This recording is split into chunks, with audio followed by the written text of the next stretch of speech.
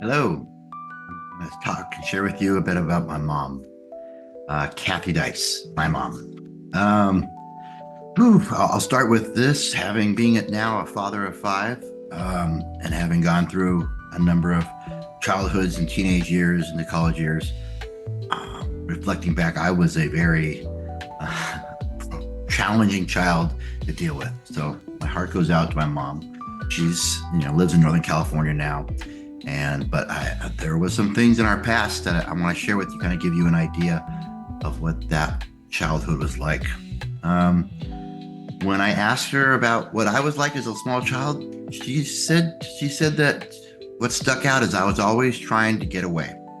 Since I learned how to walk, I was always trying to get out of that house. I would give a little stick or a spoon and to hit the lock I couldn't reach on the screen door and run out and down the street and get away. And I was brought home by other parents all the time.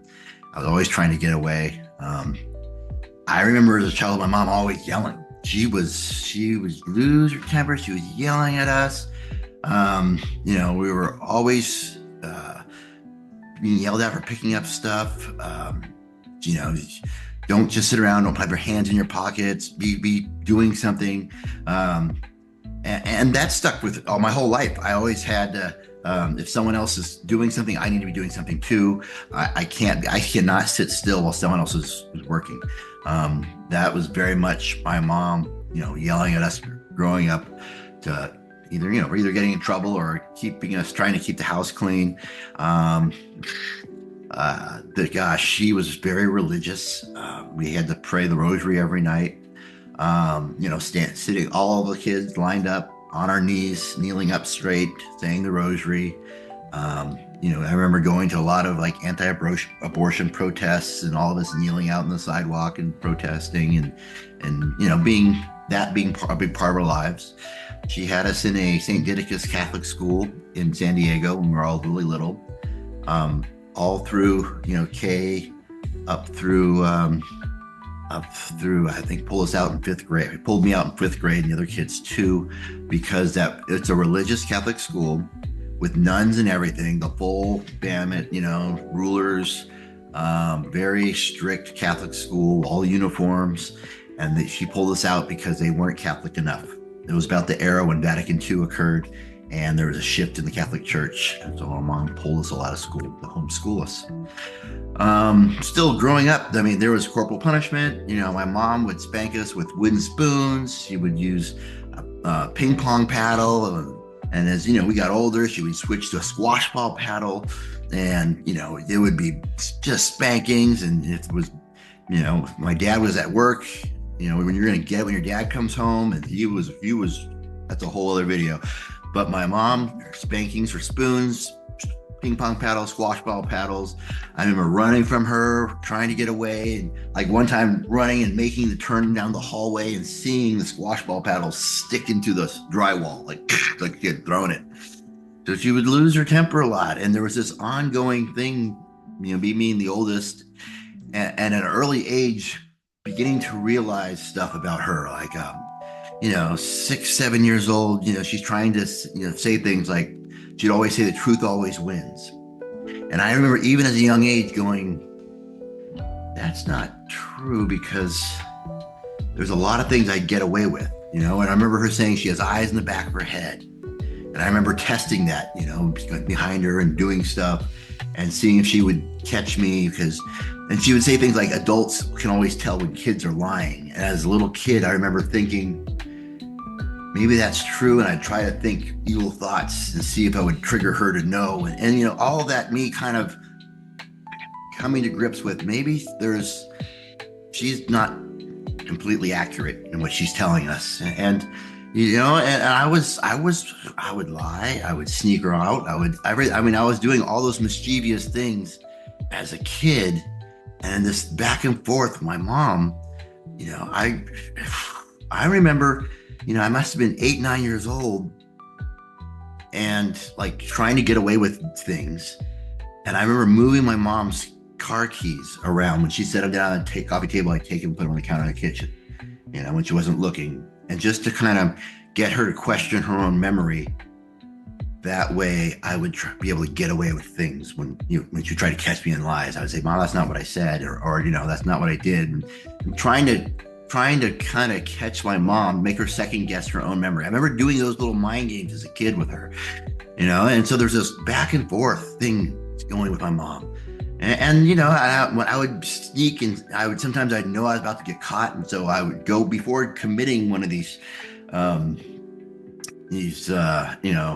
problematic things. Before I went for the cookie jar or tried to sneak out, I would layer up. I put 2 or 3 or 4 layers of underwear on, or stick a magazine in my pants, so that if I did get caught, the spanking would be less severe. I would be these countermeasures as a kid getting ready for this thing. It was like this battle with my mom. She was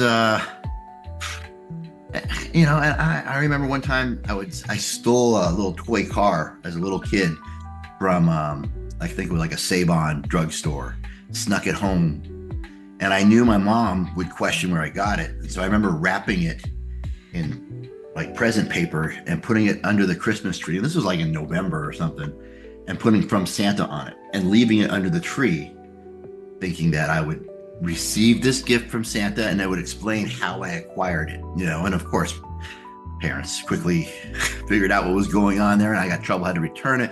But those kind of games were very common in our house, of me trying to get away with things. And I remember at one point my mom being concerned, like I was kicking this rock around the house, and she told me to put that outside. And so I opened the front door and I threw this rock way out the front door, and it flew this great big arc, and it came down and it smashed into our windshield of our car.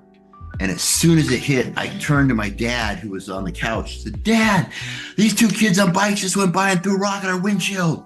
They went that way." I mean, immediately did that. And my mom was standing there in the kitchen, watched this whole thing happen, and ran up. And my dad instantly jumped up and ran out the door to catch these 2 kids. My mom runs over and pulls me aside, and she remembers saying, "You instantly lied. There wasn't even a moment of hesitation." And I remember her looking worried that there was something wrong with me, and she was almost scared at how quickly I made this huge elaborate lie instantly. And I remember her being worried about that. That was, me thinking there was something different about me. Gosh, it was a challenging growing up. I was constantly pushing the boundaries. I would sneak out all the time. My parents would, my dad was an alcoholic and addict. My mom was always fighting and yelling at him. My mom later was checked into a mental health facility. And I remember, this might have been around 10 years old, thinking I broke my mom. Like I had broken her, and she had to go away for a while. She came back. There were many a time when we were all hunkered down under the bed, hiding, all the kids under the bed in our bedroom, hiding because their parents were yelling at each other, and we were scared. And I remember sneaking the phone with a long cord into our bedroom under our bed and calling like our grandparents. We were scared. As our group of kids, we ran away several times, like full on packed up little handkerchiefs full of food and put them on sticks. And all of us had sticks, and walked down the street and went on the freeway, because that's the only way I remember how to get to my grandparents' house, was to go onto the freeway and start walking down the freeway. There was 4 kids at the time, and being picked up by the police and brought home again. And this happened several times. The police bringing us home, police questioning our parents why we're always running away. In 5th grade, my mom pulled us out of school to homeschool us. There was no real setup curriculum. I love my mom, but I don't think she was the best teacher, but she was trying. I do remember saying things like, "Learn or be stupid, it's up to you." And I didn't want to be stupid. I had this sense of I have to figure this out, and reading the books under fear of being stupid, and this carried as we moved from San Diego up to Northern California in the woods. And then we're super isolated for several years, our studies were just like, I would learn something and then I would teach it to my brothers and sisters, and they would, there was that going on, and still me not knowing,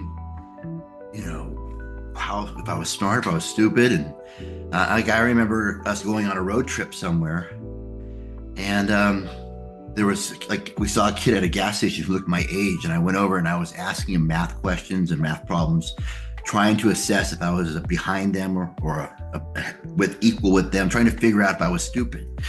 There was that fear. Also, my mom pulled us out of school in San Diego. She was really worried, because back then homeschooling wasn't really a thing, worried that the truant officer was going to come get us. So she would tell us, don't go answer the door, stay away from the windows. Like, we would crawl under the windows during the daytime so that no one could see us from outside.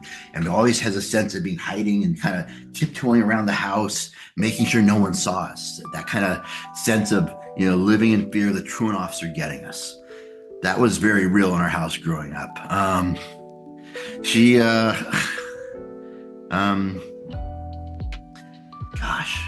There was that tension going on. And she knew my dad would get kind of, very the belt and the paddles and very aggressive. But she just was kind of, almost felt like, I needed to be taught a lesson that I was being bad. In my teenage years, like, as a teenage boy, you get into sex. That was a huge deal. I was sinning. Everything was a sin with my mom. Everything that, we're going to go to hell, you're going to burn the fires of hell. And all of that was constantly, the whole me looking at the underwear section in JCPenney catalog, I'm going to go to hell. All that was really hammered in as a younger age. And I did have a sense that there was something wrong with me. The lying, the sex, all that growing up of my mom. The religious part, I mean, my mom it was pretty cool in a lot of ways. Like, she loved The Sound of Music, the movie. The Von Trapp family was like our idol. She would dress us all, the kids, in lederhosen, and we would all go to church in lederhosen. We went to many churches growing up, but they were all like hardcore Catholic church, like Latin Rite, Byzantine Rite, Ukrainian Rite, Eastern Orthodox churches, just, the full thought of singing the mass. My mom would make me be an altar boy, and sometimes I'd have to get up and I'd have to sing the epistle in front of everybody, which, as a young kid, that was freaking scary as can be, to get up there and sing an epistle. I did it, but man, that was nerve-wracking. But I mean, all those things I know we did kind of led to the person I am. But man, it was a stressful, kind of intense feeling growing up in that household. And literally, The Sound of Music was the only movie we were allowed to watch. We had a VHS recorder, and that was the only video we owned for a long time. And so we watched it over and over again. We knew all the songs, and we would sing them as a family driving on the road. And a lot of those were very storybook moments in our family. We did a lot of singing, and I idealized all these movies, Eight is Enough, and, the Von Trapp family singers and all that. At the same time, there was always a secret side of our family. And it was an intense childhood, The house on 33rd has its own life on its own. I'll share about that later. But my mom had these things about her that really, I love my mom. Things she said to me that were awesome was that I could be anything I wanted. I just needed to start it. That was a hit me home my whole life. And she said I was special. I believed her growing up. It's crazy how parents affect their kids. Man. Once we got to Northern California, my mom kind of mellowed out a little bit. Up in the woods, my dad was coming in and out of recovery up there. He was dabbling in recovery. She didn't scream as much, it seemed like, up in Northern California, and so there was a different version. So with the 8 kids, there's a profound difference between how the first 4 were raised and the second 4 were raised. and those outcomes became evident later in their lives. But you definitely, the tone of my mom and my dad played a role in that. So I love them. My dad has passed away, but my mom's still with us. She's fucking a hard charger. I mean, when my dad passed away, my mom became a volunteer firefighter up there in Northern California. She then stayed with them, worked on, became the fire chief for the fire department. She still hikes those mountains every day. I think she's in her 70s. She was down here visiting not that long ago to our house here in Virginia Beach, and she freaking climbed a treehouse 25 feet up in the air. This treehouse I had built was up there in the treehouse in her 70s. You know, she's badass. She is a tough woman. She's been through a whole lot. But man, it was a crazy childhood. And I think a lot of me coming to grips with my own sexuality, identifying as a pansexual, was something that it took me a long time to get to. And it was that read into that was wrong, you know, growing up. So I'm sure I'm missing a whole lot, but I just want to kind of give you a little flavor for Kathy Dice, my mother. Thank you. If you've made it this far, it means you're hungry for more. I got 3 things for you. Click on the links below. For 1, get on our mailing list. You can pre-order the book coming out this summer. 2, our Patreon account. You get tiered access to exclusive content. And 3, visit our social media sites. There's a lot out there I want you to see. Do it. Do it now.